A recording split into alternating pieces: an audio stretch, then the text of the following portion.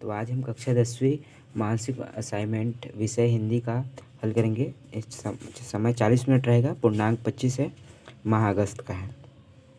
तो इसमें पहला क्वेश्चन है, हरिशंकर परसाई जी की किन्हीं 3 रचनाओं के नाम लिखो। तो इसका सही उत्तर है, हरिशंकर परसाई जी की किन्हीं 3 रचनाएं निम्नलिखित हैं। पहला, सदाचार का ताबीज, रानी नागफनी की कहानी, तीसरा, ठिठुरता हुआ गणतंत्र। आप इसमें से छांट के कोई सा भी लिख सकते हैं, 3 ठो। इसके आगे प्रश्न दूसरा है, कन्यादान कविता में किसके किसके किसके मध्य संवाद हो रहा था। इसका सही उत्तर हो जाएगा, कन्यादान कविता में माँ और बेटी के मध्य संवाद हो रहा था। इसका अगला क्वेश्चन है, माटी वाली का कंटर किस प्रकार का था। इसका सही उत्तर हो जाएगा, रद्दी कपड़े को मोड़कर बनाए गए एक गोल डिब्बे के ऊपर लाल चिकनी मिट्टी चुलबुल भरा कनस्टर टिका रहता है। उसके ऊपर ढक्कन नहीं था, उसे काट कर निकाल दिए गए थे, क्योंकि ढक्कन न रहने पर कंटर के अंदर मिट्टी भरने और फिर उसे खाली करने में आसानी होती थी। इसके बाद अगला क्वेश्चन है, प्रश्न चौथा, विवाह में कन्यादान की परंपरा चली आ रही है, क्या वास्तव में कन्यादान की वस्तु है। अपने विचार में लिखो। ये पाठ से आगे का है। सही उत्तर इसका है, कन्यादान की वस्तु नहीं, यह उसके सम्मान को ठेस पहुंचाती है, बेजान व्यक्तित्वहीन नहीं है, इसीलिए यह कथन अनुचित प्रतीत होता है। कन्यादान का दूसरा पक्ष भी है कि हमारे देश में कन्यादान की बड़ी महिमा है। दान वही श्रेष्ठ होता है जो दिए जाने योग्य हो, किंतु योग्य पात्र भी देखा जाता है। इस दृष्टि से जब व्यक्ति श्रेष्ठ संस्कारों से पीली गई अपनी कन्या को उसके ससुराल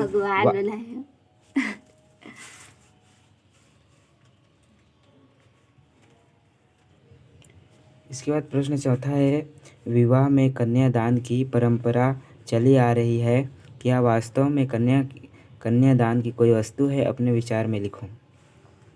तो इसको हम फिर से रिपीट कर रहे हैं, बीच में साउंड आ गया था।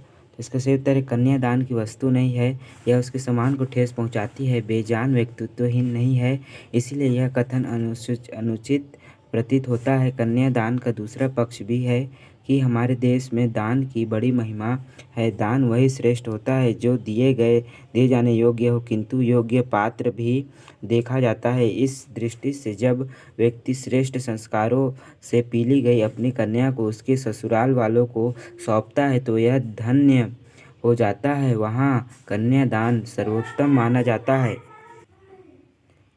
इसके बाद प्रश्न पाँचवा है, पहले के ज़माने में मिट्टी का उपयोग किन किन कामों में होता था, वर्तमान समय में इसका उपयोग कहाँ कहाँ देखते हैं। आप लिखिए। तो इसका सही उत्तर है, पहले के ज़माने में मिट्टी के ही घर बने होते थे। दीवारों के घर, आंगन की लिपाई पुताई भी मिट्टी से होती थी। मिट्टी के बने बर्तनों का प्रयोग प्राचीन समय में अनाज भंडारण के भी पात्र, जिसे ढेरी कहा जाता था, मिट्टी के बने होते थे, किंतु तकनीकों के विकास और सभ्यता के विकास का साथ साथ इसका स्थान अन्य ने ले लिया। बढ़ते औद्योगिकरण के कारण मिट्टी का प्रयोग उद्यानों, बगीचों और गमलों में सीमित हो गया है। अब तो मिट्टी के वो आंगन भी कम ही दिखाई देते हैं। मिट्टी से यह दुराव मनुष्य के मूल्यों व आपसी प्रेम में भी दिखाई देता है। इसके आगे उस साइड है, उसी का प्रश्न पाँचवा का आगे का है जो कहीं न कहीं सामाजिक समस्याओं के लिए भी जिम्मेदार है। वर्तमान परिस्थिति में प्राचीन मूल्यों का हास्य भी संभवतः इसका एक कारण हो। तो इसका आगे है प्रश्न छठवां, टैक्स क्या होता है, यह क्यों लगाया जाता है। तो इसका एक बुक का प्रश्न नहीं है गाइस, इसको मैं अपने से लिखा हूँ। इसको ये भी सही उत्तर है, लेकिन लिखने के लिए आप लोग लिख लीजिएगा। इसको मैं नहीं पढ़ रहा हूँ, आप लोग देख के लिख लीजिएगा। तो मेरे चैनल को लाइक करें, सब्सक्राइब करें और शेयर करें। और आप लोग वीडियो देखते हैं लेकिन मेरे चैनल को सब्सक्राइब नहीं करते हैं, तो उसको भी ज़्यादा से ज़्यादा सब्सक्राइब करने का प्रयास करें। धन्यवाद।